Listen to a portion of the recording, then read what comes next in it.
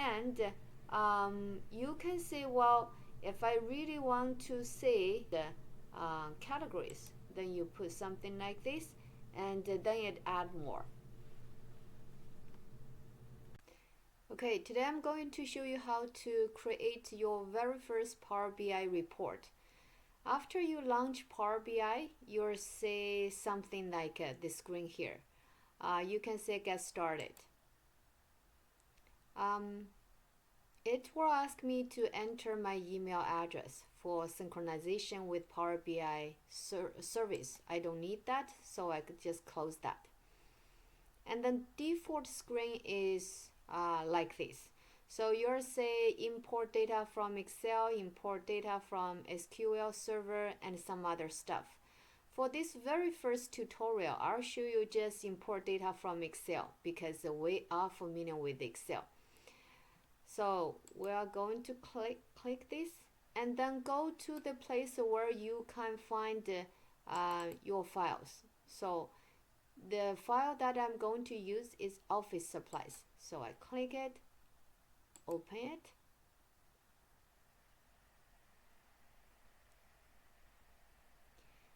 It takes a little while for it to load the data. And then once it starts to load the data, you'll see there are two Excel files here, orders and orders one. If you have two data files that have the kind of like the same name, and then I would say just choose the first one. In our case, that's just choose orders. Once you choose that, you'll see data pop up on the right panel, and you can click load. It takes a little while to load. It reminds me there are changes. I just click apply changes. Well, one thing I suggest you to do is do not follow along the first time when you watch this video. Just watch what I did, and then do it follow along at the second time when you watch it. That way it's much easier to understand the whole process. Now you get this interface. There are lots of things here. When you first see this interface, you probably get a little bit overwhelmed. But after a few practices, you'll be very good at it. At the bottom, you see there is page 1, and it has a plus sign there. So a page 1 means that this is a page. People call Power BI's saved file as report. And a report can consist of multiple pages. So each page can consist of multiple visuals. We will see that later on. First, let's see on the left hand side, there are 3 icons, which means there are 3 things you can see the data file you uploaded. The very bottom one is the so-called model. Okay, I click that one. When you got into this interface, it shows you how many tables you have in your file. And in our case, there is only 1 table. Okay, and then whatever you want to see the actual data, you click the icon above it, which is a table icon. This place show you the data, the first page of sample data. So here we say we have order ID, order date, and so on and so forth. So feel free to take time to understand your data. And then go to the very first icon, that is report. The middle part is your so-called canvas. And you can choose a lot of visuals or charts to create. Let's just create a very simple line chart. So this is a line chart. When you put your cursor on it, it will show you that's line chart. So you click it, and a line chart will appear on your canvas. You can click it, drag a bit to the place you want, and you can put the cursor around the corner and drag it bigger like this, and you can move it around. So I want to see the sales and profits for this particular data set.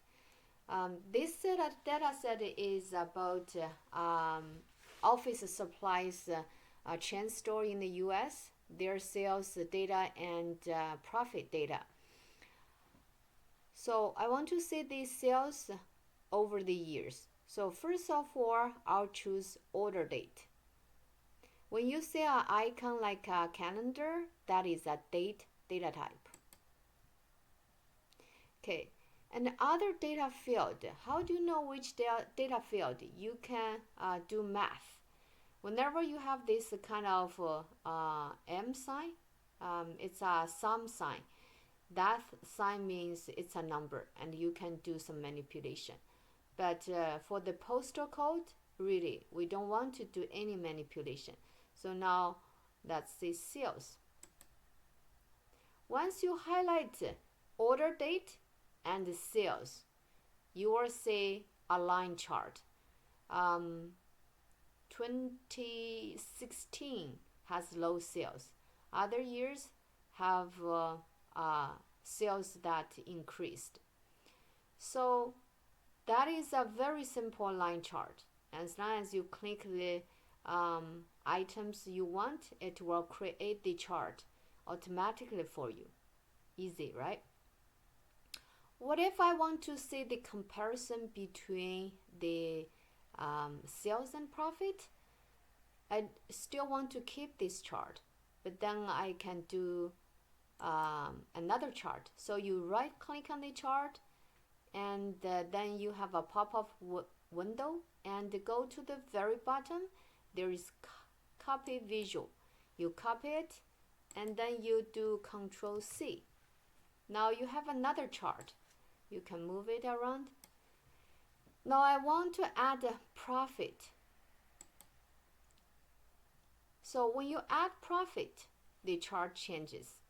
You still see the sales trend over the years, and you can see the profit trend over the years.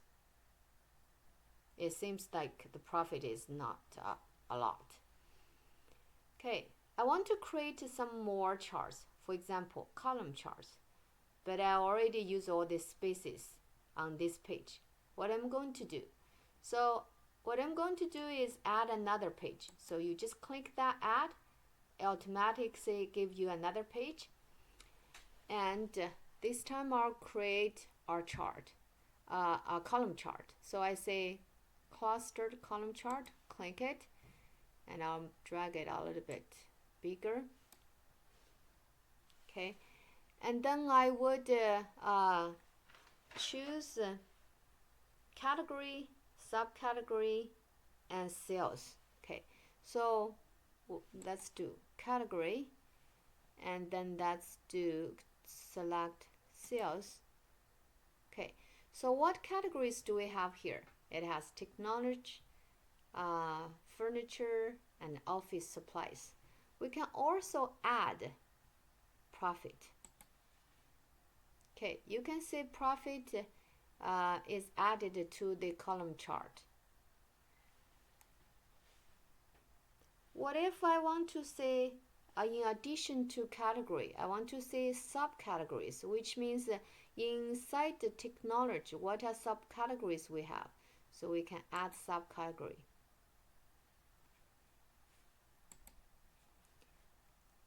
Well, let's move category away.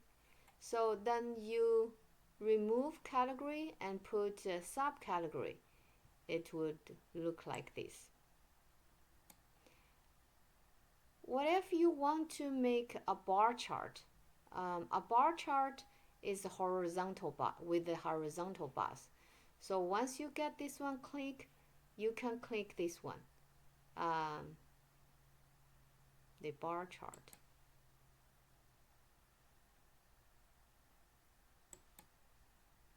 Or this one. So the benefit of using a bar chart is it's easier to read the labels. Okay, let's make it larger. So this is the bar chart. Let's do another one. Let's do a pie chart. So we have the pie chart, and pie chart is good to illustrate the part to whole relationship. So we want to see for the profit distribution among the categories. So let's say category and profit. So you can see on this bar chart, technology makes more than half of the profit. Okay, so let's do another bar chart. So go to copy, visuals, and then go to do Control V, and then you have another chart. Make it here. Now I want to see the pie chart for subcategory. So I click off the category, and then I click on subcategory.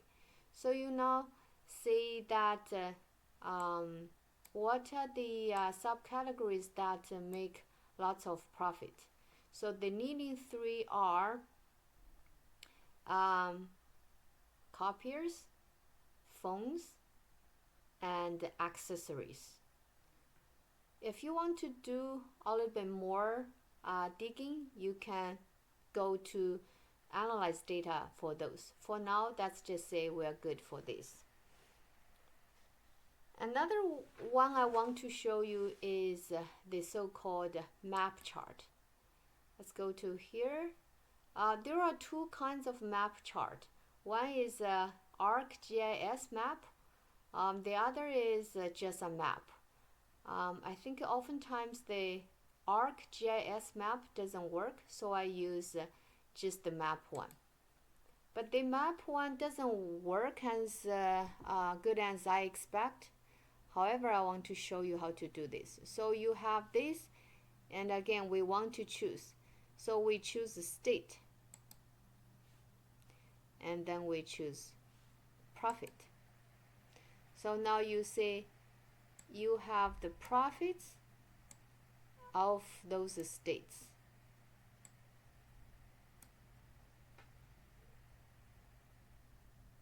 Okay.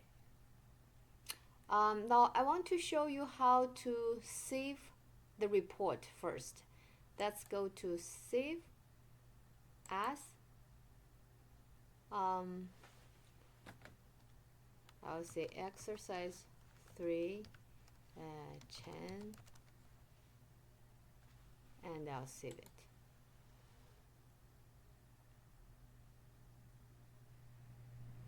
Okay, now let's go back and make some changes. Go to page 2. This is the sales and profit by subcategory. What if I want to make some changes of the color? So how can you make changes of the color for the bars? You go to click the format icon. It's like a paintbrush. And down here you can see there are lots of things you can manipulate around. What I use most often is the so-called data color. So it has sales is in one default color, profit is in another color. So if you say I want sales to be in kind of grayish, then it becomes grayish. If I say I want it's a little bit too gray, let's do this one. Okay, it's a little bit lighter.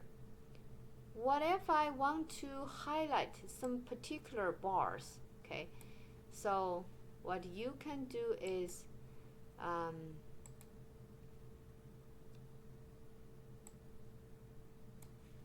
select a particular one. I think there are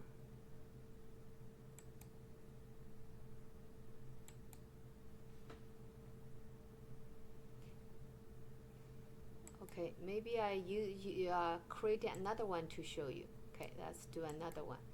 So let's just do a column chart. Let's just do subcategory and then profit. Okay, you see some of the profit are positive, some of them are negative. Okay, so what if I want to highlight the leading products or subcategories that with the most profit, or some of them lose money, I want to highlight them. So you can go highlight the chart, and then you go to paint brush, which is a format, and you go to find the data color. There is a default data color. Let's change it. Here it has the show all, and then you make it off, so that some of the colors you can change over here. Let's say the copiers, phones and accessories have more sales. We want to highlight them. So let's say we highlight them and we say they are in a different color, golden kind of.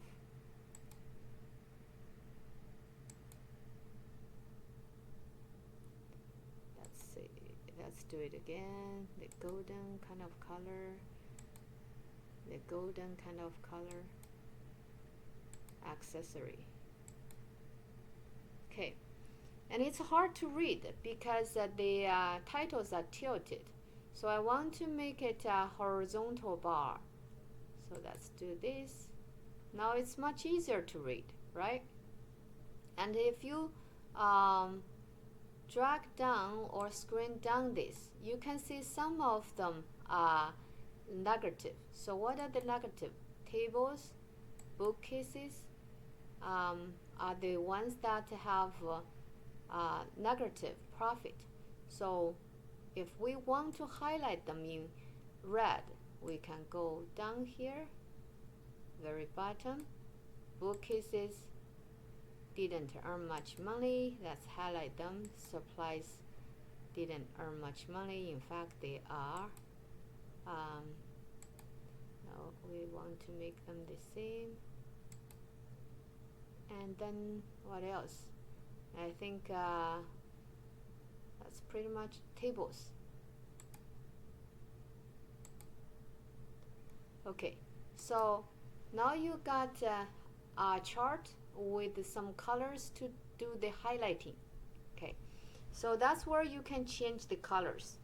For this tutorial, feel free to use the color you feel want. In the future, we'll talk about what are some of the colors we need to use, some of the colors we don't want to use, the so-called effective visual design. But for now, we're good for exploration, so do whatever you want. Okay. Next, I want to show you how you can filter.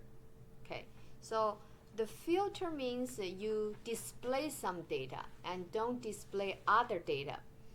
For example, if I want to display the data just for the subcategories that losing money, so let's make another chart.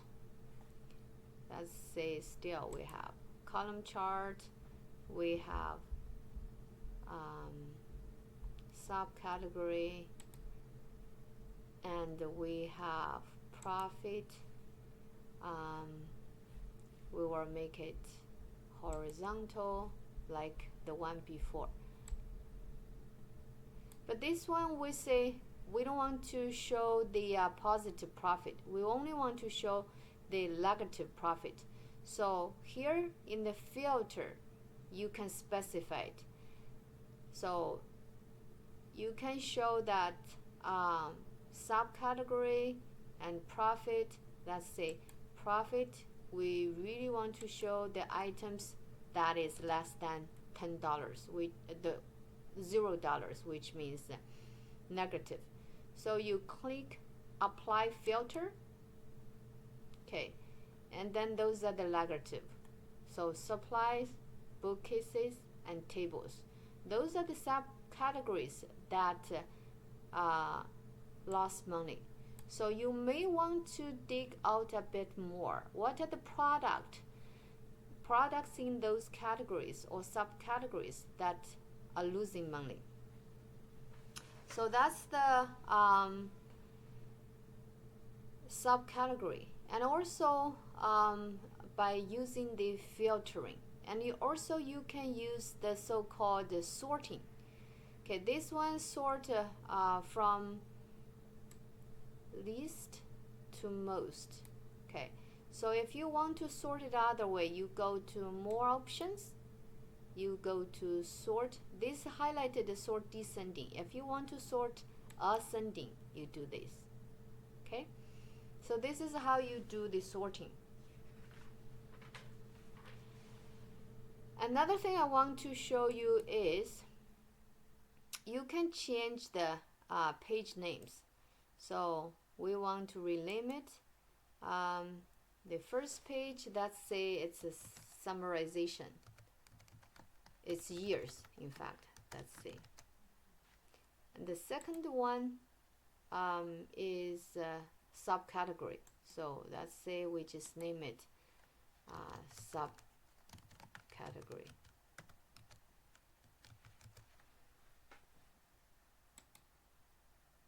So I'll just save it. Click the save icon. And then we're done for this tutorial. There are a lot of other things you can explore. Feel free to explore. Thanks. Bye.